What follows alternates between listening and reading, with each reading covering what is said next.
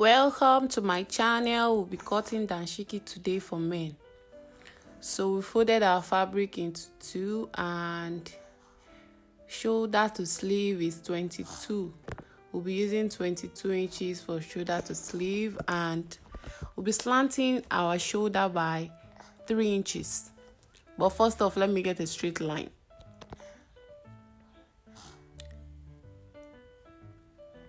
Three inches here. And to get where my straight line would reach, I will do the neck first.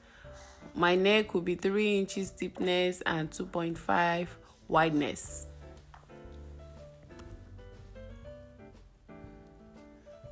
Then the perfect curve.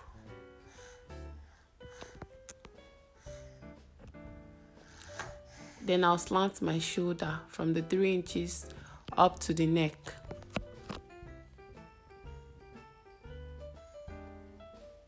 Then the length of our buba danshiki. I'll be using 40 inches and adding 2 inches sewing allowance.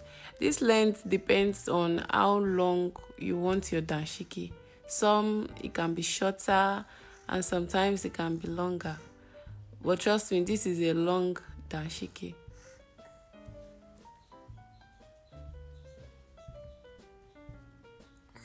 Two inches sewing allowance. It is important to take the measurement of where you want your danshiki to reach. I did that with my clients.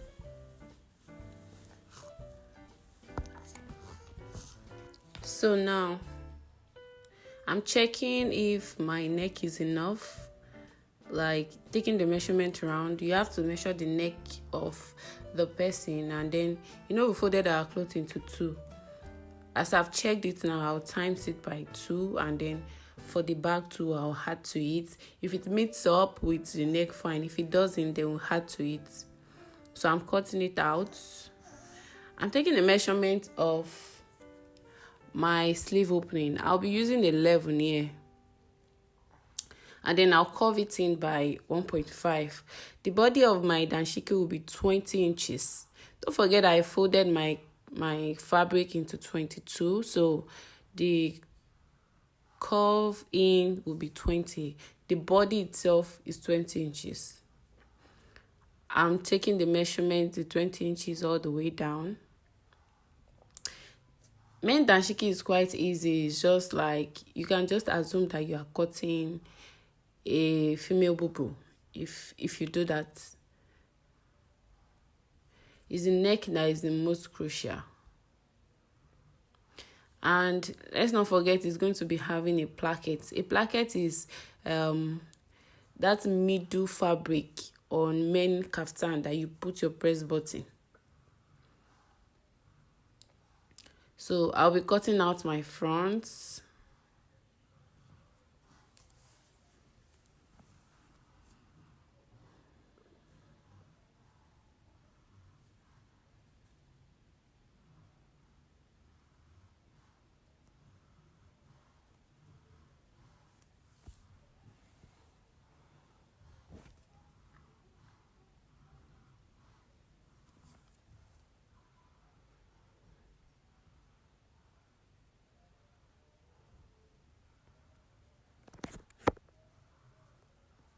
Cutting out the side, and then move to the base.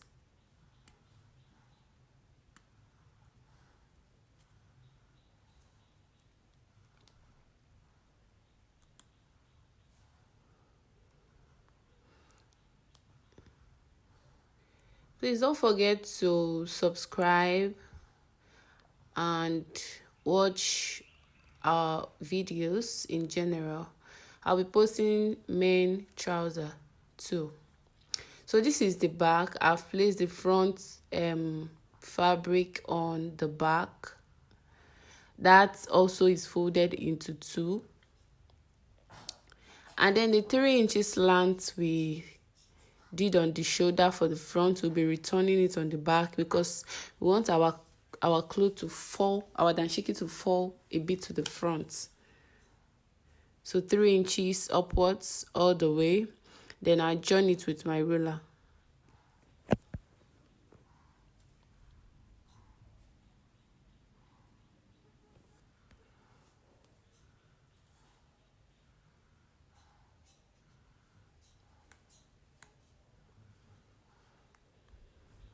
I'll be cutting it out.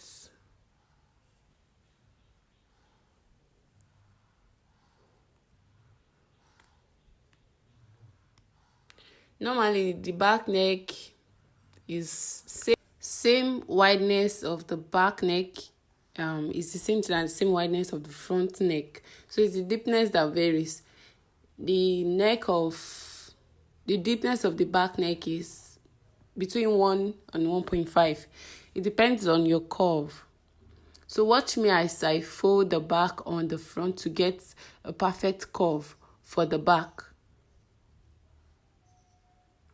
So I would advise that you don't cut the 1.5 deepness immediately. You do it gradually. At first, I cut a bit and check if it aligns well with my front. If it doesn't, then I trim a little bit. And don't forget to always check round your neck if it meets up with the neck of the client. So I'm bringing the back fold on the front, cross-checking again. It needs a little bit of trimming yet.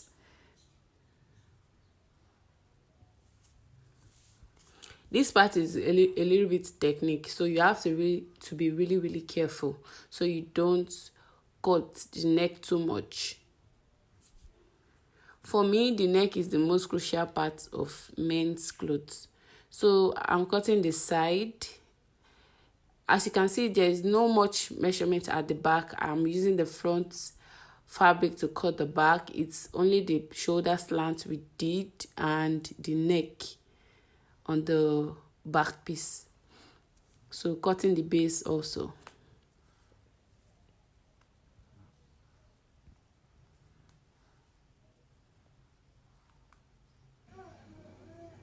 So this is the back facing. Normally, men's clothes, their facing is always mostly showing at the back. So it's always advisable to make sure that the fabric you're using for the facing is as long as the shoulder or up to the sleeve if it is a danshiki. So that is why my facing is this wide. So I'm just trimming it out to match with the cut on the fabric.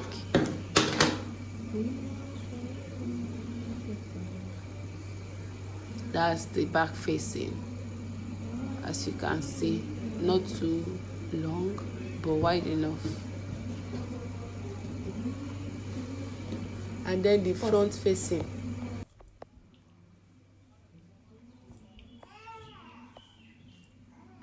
Same process as the back facing, just a little bit different because the front facing doesn't have to reach the armhole or the sleeve. But mine, I like to use it straight, like long at the front. So when you're wearing your clothes, it doesn't show that there's any facing inside. If it is too small and you have to glue it down with any gum or sewing it, it's always very obvious that there's a facing inside. But when it is long and a little bit wider than necessary, it works fine for me. So this is a front facing. We'll be giving it a slit. So this is the placket. I'll be cutting it 5 inches wideness and 18 inches long. So we'll be folding it just like a band. And also, lest I forget, we'll be adding stay at the middle. So this is for piping of the front slits. This is stay for the back facing. We gumming it on the back facing. So this is my neck, properly piped, the front neck with a slit of 5 inches. as the facing. I've used the facing to turn the neck and piped it on the right side. The placket will be on the left. This is the back. It also has its facing already. So I'll be using the facing of the back to turn the front shoulder. I hope you get that, because I forgot to make a video of that first. So this is the placket. We're attaching it from the wrong side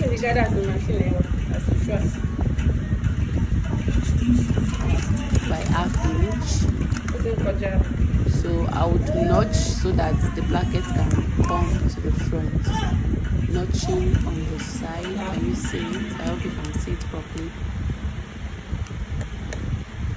So I'm bringing the placket all the way to the front.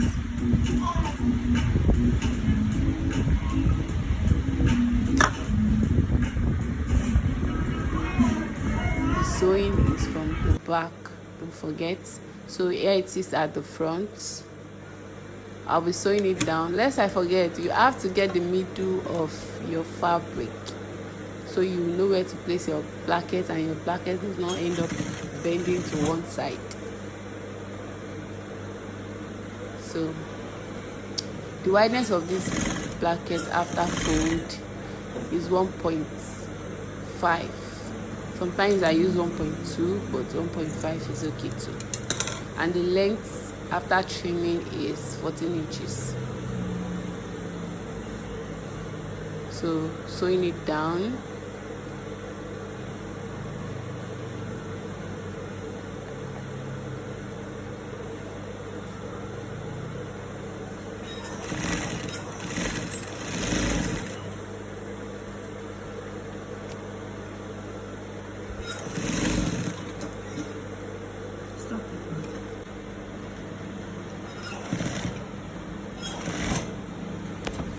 So I won't use it to cover my slit, of course, so that the head can enter the fabric. And this is our stones we sprinkled with. This is the style we try to copy, and this is my client. Don't forget to like and subscribe.